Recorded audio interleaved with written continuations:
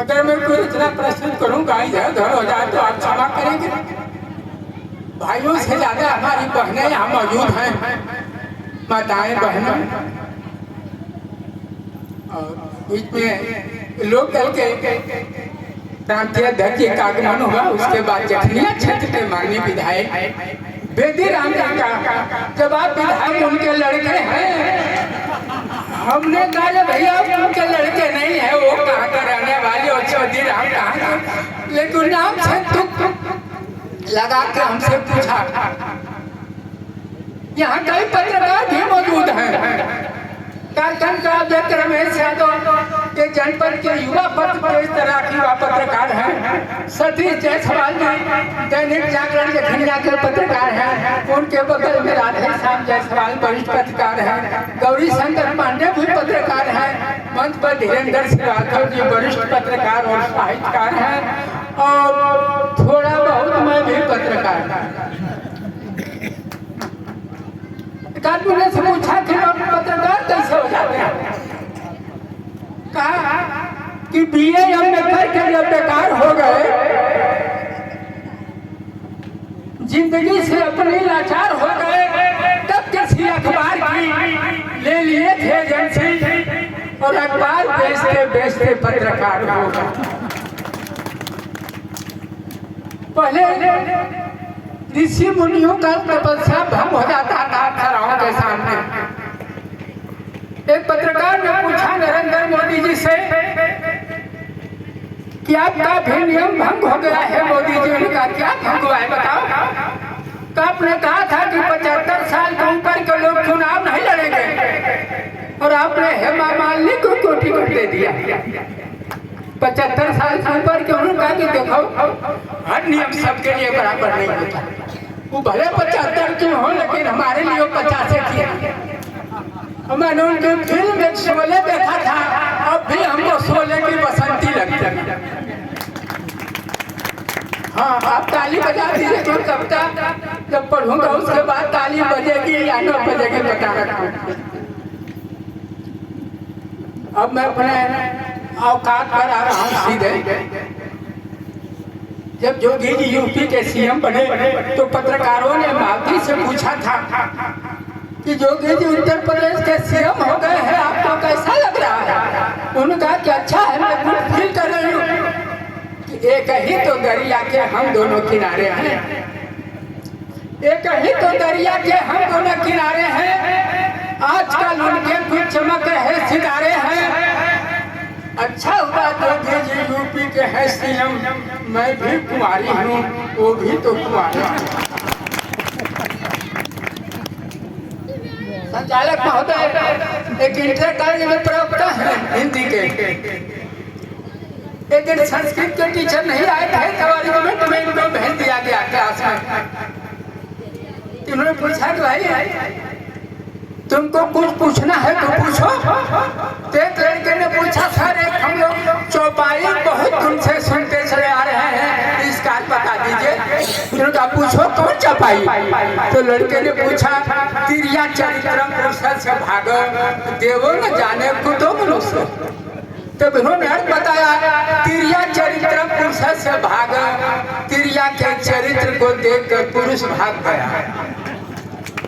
देवो न जाने कुतो मनुष्य, देवा नाम का नौकर भी नहीं जान सका, क्योंकि मनुष्य से कुत्ता हो गया। तो जिन मैनेजर साहब आए थे कॉलेज में इनको पढ़ाते हुए उन्होंने सुन लिया, तो प्रिंसिपल साहब से कहे कि हिंदी संस्कृत नहीं पढ़ा पाएंगे, उनसे कहिए गणित और विज्ञान पढ़ाए। तो क्लास में गणित का तो मैं तुमको 3 गणित 3 विज्ञान पढ़ाऊंगा। गणित कहाँ तक पढ़ाएंगे? उनका साहब अभी तो शुरू में नहीं हुआ। उनका एक मौखिक सवाल पूछ रहा हूँ, बताओ कि पैसेंजर ट्रेन बनारस से बरेली जा रही है, एक्सप्रेस ट्रेन हावड़ा से कालका जा रही है, तो हमारी उम्र कितनी है बताओ। लड़के बड़े परेशान हो गए कि गुरुजी का पैसेंजर और एक्सप्रेस ट्रेन के गति से क्या संबंध हो सकता है। हर क्लास में का लड़के बड़े तेज होते हैं। एक लड़का खड़ा हुआ कहा सर आपकी अवस्था 40 साल है, तो हैरान हो गए भाई वास्तव में 40 साल का हूँ, तुम कैसे हल कर दिया? तो उसने कहा सर हमारे गांव में एक लड़का है, उसकी उम्र 20 वर्ष है और वो आधा पागल है, इसलिए मैं जान गया कि आप 40 के। एक इंटर कॉलेज में मैं भी टीचर हुआ करता था। उस विद्यालय के लड़के हमसे बड़े खुश रहते थे, इसलिए नहीं कि मैं बहुत अच्छा पढ़ाता था, इसलिए खुश रहते थे कि जब कॉलेज में मैं रहता था तो लड़के नहीं रहते थे और लड़के रहते थे तो मैं नहीं रहता था। इनका छोटा लड़का एक में पढ़ता था। उसने इनसे पूछा कि पापा सत्य और विश्वास में क्या अंतर है? इन्होंने कहा कि तुम्हारी मम्मी मेरी पत्नी है, ये सत्य है, और तुम मेरे बेटे हो, विश्वास है। फिर उसने पूछा कि एक सप्ताह में कितने दिन होते हैं? तो उन्होंने कहा कि इसका जवाब तो कोई गधा भी दे सकता है। तो लड़के ने कहा कि पापा इसीलिए तो मैं आपसे पूछ रहा हूँ। 2-4 मिनट का और सुन लें कि आपका रेनुअल हुआ है तो ज्यादा बोलने पर मना है। चूंकि रमेश यादव का कार्यक्रम था, हमारे बड़े प्रिय हैं, पत्रकार हैं, इसलिए मैं आ गया कि चले पड़े गुरु घंटाल हजारों हैं, विक्रम कहीं कहीं है, बैताल हजारों हैं। सुख शांति के लिए हम किस संत के यहाँ जाएं, यहाँ आसाराम बापू सूरजपाल हजारों। नागिनों ने सवेरों से दोस्ती कर ली, नागिनों ने सवेरों से दोस्ती कर ली, रहजनों ने रहबरों से दोस्ती कर ली। अब कैसे काम जनता का होगा दफ्तरों में? अब दलालों ने अफसरों से दोस्ती कर ली। और ये मुक्तक है, थोड़ा संवेदनशील मुक्तक है, लेकिन आप ये झील पर पानी बरसता है हमारे देश में, झील पर पानी बरसता है हमारे देश में, खेत पानी को तरसता है हमारे देश में।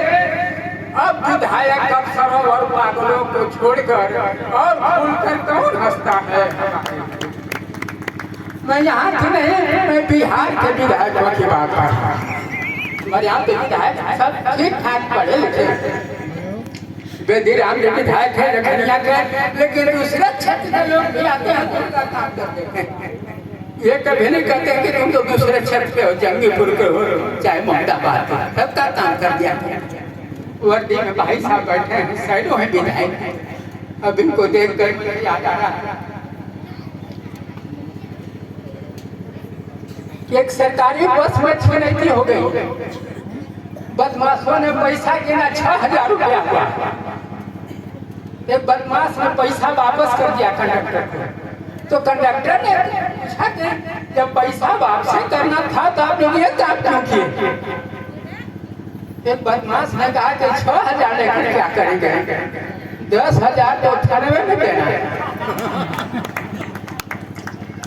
एक बार शहर में अपराध बहुत बढ़ गया, रोज चोरी, अपहरण, हत्या, डकैती, कोई अपराधी गिरफ्तार नहीं हो रहा था। तो डीआईजी साहब आए और कोतवाल को बुलाकर कहे कैसा कि मैं सीआईडी विभाग से 2 कुत्तों को भिजवा रहा हूँ, तुम उनकी मदद लो अपराधियों को गिरफ्तार करने में। कुत्ते आ गए।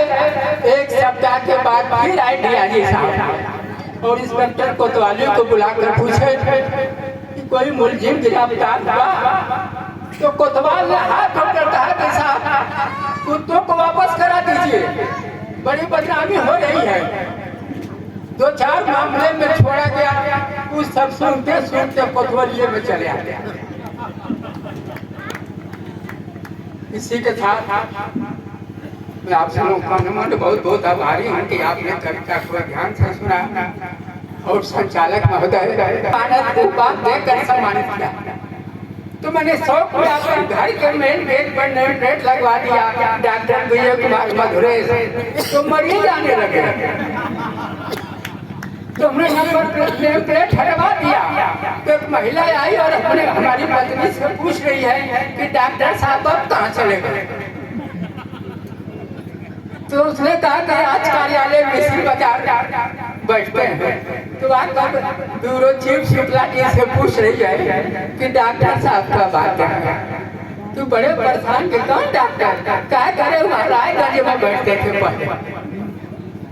ठीक है साहब, मैं सबको सादर प्रणाम करते हुए, अगर हम लोग सही सलामत रहे और रमेश यादव जी भी सही सलामत रहे तो अगले साल फिर आप लोग का दर्शन होगा।